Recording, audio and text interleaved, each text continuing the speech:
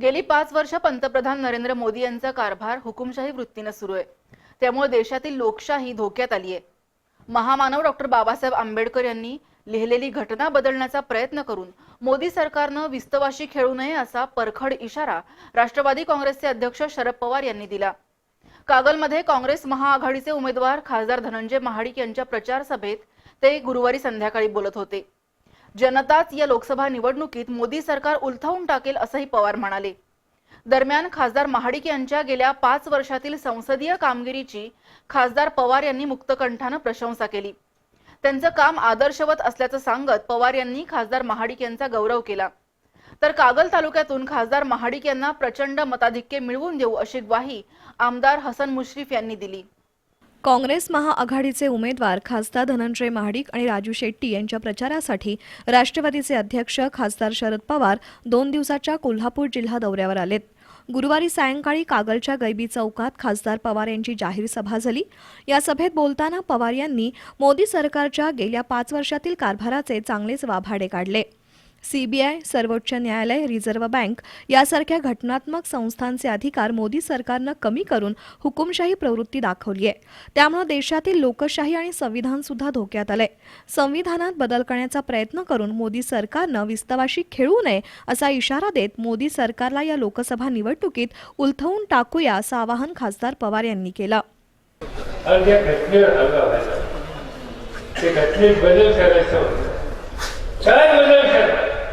तुम्हाला दिलेले अधिकार कमी करण्याच्या संबंधीचा दाव याच्यामध्ये आहे अशा प्रकारची चर्चा दिल्लीमध्ये पाळली आणि सरकारला सांगू इच्छितो, मोदी साहेबांना सांगू इच्छितो, काय वाटेल ती गोष्ट आम्ही सहन करू, पण बाबासाहेबांनी सामान्य माणसाला जनतेचा दिलेले अधिकार त्याला धक्का लावण्याचा प्रयत्न केला तर तुमचं सरकार ते उद्धव ठाकरेच्या देशाचा सामान्य माणूस आणि आंबेडकर विचारावर श्रद्धा ठेवणारा घटक हा लागल्याशिवाय राहणार नाही।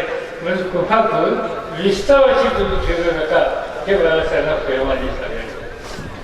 घटनात्मक संस्थांवर मोदी सरकारकडून हल्ला होत असेल तर सरकार कोणासाठी चालवता असा सवाल खासदार पवार यांनी उपस्थित केला। आम्ही अन्य काही सहन करू पण डॉक्टर बाबासाहेब आंबेडकर यांनी लिहिलेल्या घटनेला हात लावलेलं खपवून घेणार नाही असं बजावतानाच हा आपला प्रेमाचा संदेश असल्याचा टोला त्यांनी हाणला। मोदी सरकारनं विकासाच्या अनेक योजना जाहीर केल्या पण त्यासाठी आर्थिक तरतूद केली नाही। मतांसाठी केवळ घोषणा करण्याची मोदींना आवड आहे पण एकाही घोषणेची पूर्तता त्यांच्याकडून होत नाही। राम मंदिर बांधलं नाही तर संन्यास घेऊ असं म्हणणारे आता कुठं दिसत नाहीत। गंगा शुद्धीकरणाच्या मागणीसाठी उमा भारती यांनी जलसमाधी घेण्याची घोषणा केली होती। बरं झालं त्यांनी ही घोषणा अंमलात आणली नाही, अन्यथा गंगा अधिकच दूषित झाली असती असा उपरोधिक टोला सुद्धा पवार यांनी लगावला। भाजपचे प्रदेशाध्यक्ष रावसाहेब दानवे यांनी शेतकऱ्यांच्या आत्महत्येसंबंधी केलेल्या अनुचित उद्गारावर सुद्धा पवार यांनी सडकून टीका केली। महाराष्ट्रातील भाजप सरकारला शेतकऱ्यांच्या आत्महत्येबाबत काहीच देणं घेणं नाही, केवळ भांडवलदार उद्योगपतींच्या हिताची भाजप सरकारला काळजी आहे। आपण कृषी मंत्री असताना 72,000 कोटी रुपयांची शेतकऱ्यांना कर्जमाफी दिली पण याच कोल्हापूर जिल्ह्यातील एका खासदारांनी पीक कर्जमाफी विरुद्ध नाबार्डकडे तक्रार करून शेतकऱ्यांच्या तोंडचा घास काढून घेण्याचा प्रयत्न केला असं खासदार पवार यांनी सुनावलं। खासदार धनंजय महाडिक यांच्या गेल्या 5 वर्षातील कामगिरीचं कौतुक खासदार पवार यांनी केलं। खासदार महाडिक यांच्या संसदीय कामाचं देशभर कौतुक झालं असून कोल्हापूर जिल्ह्याच्या सर्वांगीण विकासासाठी महाडिक यांनाच पुन्हा विजयी करावं असं आवाहन पवार यांनी केलं। मोठे मोठी स्टेटमेंट करायची, लोकांच्या अशा आकांक्षा वाढवायचा, त्याच्यातून मताचा फायदा करून घ्यायचा आणि तो करून घेऊन जर पदामध्ये काही पडलं तर ते राज्य आपल्या हातामध्ये कायमचं ठेवायचं ही भूमिका घेऊन आज त्या ठिकाणी गेले काही वर्षापासून त्याची पावलं टाकली आणि हे बदललं पाहिजे। आम्ही लोक रात्रंदिवस फिरतात ते एवढ्यासाठी की यांच्या हातामध्ये देश सुरक्षित नाही, हे देशाचं भलं करणार नाही आणि त्यासाठी त्याचा पराभव केला पाहिजे। आज मी या ठिकाणी आलो मुद्दा धनंजय महाडिकांना मत द्या हे सांगण्याच्यासाठी, त्यांचा विजय करा म्हणून सांगण्याच्यासाठी, राजू शेट्टींना विजयी करा हे सांगण्याच्यासाठी, कारण याचा एक खासदार दिल्लीमध्ये एकंदर जी परिस्थिती बदलायची त्या बदलण्याच्यासाठी आमच्या पाठीशी महाराष्ट्राच्या सह्याद्रीसारखा भक्कमपणानं उभं राहणार आहे आणि म्हणून त्याला त्या ठिकाणी पाठवलं होतं. आमदार हसन मुश्रीफ यांच्या कामगिरीची सुद्धा खासदार पवार यांनी प्रशंसा केली. मुंबई पुण्यातील मोठमोठ्या रुग्णालयात मोफत औषधोपचार करता येतात हे मुश्रीफ यांच्यामुळेच आपल्याला समजलं. जिल्हा बँक, साखर कारखाना त्यांच्याकडून चांगला चालवला जातोय. एक आदर्श लोकप्रतिनिधी म्हणून त्यांनी आपली प्रतिमा निर्माण केली आहे असं पवार म्हणाले. खासदार धनंजय महाडिक यांच्या दुसऱ्या विजयासाठी आपण हाडाची काढ आणि रक्ताचं पाणी करतोय. यावेळी कागल तालुक्यातील एकही मत कमी पडू देणार नाही इतकं प्रचंड मताधिक्य मिळवून देऊ अशी ग्वाही आमदार मुश्रीफ यांनी दिली. हाडाचं काढा रक्ताचं पाणी हे सर्व कार्यकर्ते करतील. गेल्या निवडणुकीमध्ये ज्या पद्धतीनं धनंजय महाडिकांना निवडून आणण्यासाठी आम्ही सर्वांनी कष्ट घेतलं, जेव्हा रान केलं, त्याच पद्धतीनं याही वेळेला आम्ही करू.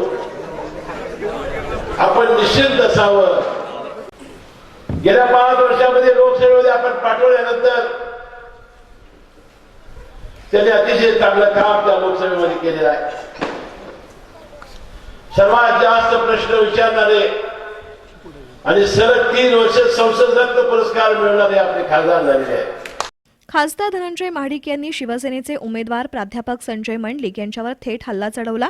स्वतःला प्राध्यापक म्हणून घेणाऱ्या मंडलिक यांनी गांधी मैदानात हिंदी आणि इंग्रजीतून अर्धा तास भाषण करून दाखवावं असं आव्हान खासदार महाडिक यांनी दिलं. आगामी विधानसभा निवडणुकीत आपण आमदार हसन मुश्रीफ यांच्या पाठीशी ठामपणे उभे राहणार आहोत, पण संजय मंडलिक हे कोणाच्या पाठीशी राहणार आहेत हे त्यांनी आत्ताच जाहीर करावं असं खुलं आव्हानही महाडिक यांनी दिलं. पण मी आज तुमच्या सगळ्यांच्या साक्षीने मी त्यांना आव्हान करणार आहे. तुम्ही प्राध्यापक आहात, तुम्ही लोकसभेची निवडणूक लढवत आहात. मी तुम्हाला आव्हान करतो, गांधी मैदानमध्ये आपण एका व्यासपीठावर येऊया. एक अर्धा तास तुम्ही इंग्लिशमध्ये आणि एक अर्धा तास तुम्ही हिंदीमध्ये भाषण करा. मी त्या ठिकाणी अर्धा तास हिंदी आणि इंग्लिशमध्ये भाषण करतो आणि मग लोक ठरवू देत की कुणाला संसदेमध्ये पाठवायचं आहे. सगळ्यांना खेळवा लागले. आपल्याही कार्यकर्त्यांना सांगतात की आम्ही तुम्हाला मदत करणार आहे. गाडग्यांच्या कार्यकर्त्यांना, दोन्ही गाडग्यांच्या कार्यकर्त्यांना ते सांगतात की आम्ही तुम्हाला मदत करणार आहे. त्यांच्यात जर दम असेल तर त्यांनी जाहीरपणाने सांगावं विधानसभेला ते कोणाच्या पाठीमागे उभा राहणार आहे. मी जाहीरपणाने सांगतो, मी मुश्रीफ साहेबांच्या पाठीमागे उभा राहणार आहे. मुश्रीफ साहेबांना आमदार करणार आहे. शनिवारी आमदार हसन मुश्रीफ यांचा 65वा वाढदिवस साजरा होतोय. या निमित्तानं खासदार शरद पवार, धनंजय महाडिक, आमदार संध्यादेवी कुपेकर यांच्यासह सर्व मान्यवरांनी त्यांचा सत्कार करून शुभेच्छा दिल्या. सभेमध्ये काँग्रेस जिल्हाध्यक्ष प्रकाश आवाडे यांच्यासह विश्वासराव देशमुख, मच्छिंद्र सकटे, ए.वाय. पाटील, जालिंदर पाटील, दगडू भास्कर यांची भाषणं झाली. माजी आमदार के.पी. पाटील, काँग्रेस प्रदेश उपाध्यक्ष पी.एन. पाटील, भैया माने, महापौर सरिता मोरे, कागलच्या नगराध्यक्षा माणिक माळी, युवराज बापू पाटील, भीमराव पाटील, पंचायत समिती सभापती राजश्री माने, नावीद मुश्रीफ यांच्यासह महाआघाडीचे पदाधिकारी, कार्यकर्ते आणि नागरिक मोठ्या संख्येनं सभेला उपस्थित होते.